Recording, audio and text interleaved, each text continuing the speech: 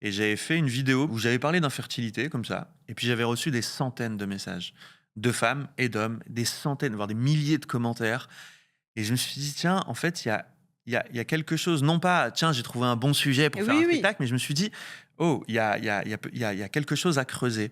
J'ai un peu une marotte dans l'écriture qui dit, en fait, comment l'intime peut rejoindre l'universel. J'ai un peu fait la relecture de tout ce que j'avais traversé.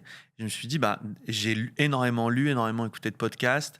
Je me suis dit, un vrai sujet de société, un sujet de santé publique, qui aujourd'hui est pas assez mis en avant ni par les politiques, ni par les médias. Et donc, je me suis dit, bah, comment pouvoir parler justement de ces sujets très intimes, mais en y mettant une patte qui est la mienne et qui est celle de la richesse de la langue française, à savoir, y mettre de l'humour et de la légèreté et c'est vrai que, bah, les gens, me le disent quoi au théâtre, ils pleurent autant qu'ils rient et c'est peut-être ma singularité. Moi, quelque part, je souffre du manque de notoriété des gars qui sont dans les comédie clubs, qui Oui. sont humoristes et qui sont là à faire des blagues dans une cave.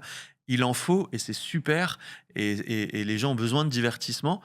Mais c'est vrai que, moi, je fais un travail où les gens, rient, pleurent, réfléchissent en même temps dans une salle et de rire et de pleurer ensemble, de vivre des émotions au théâtre sur ces sujets-là, je trouve que c'est, ouais, que le pari est réussi.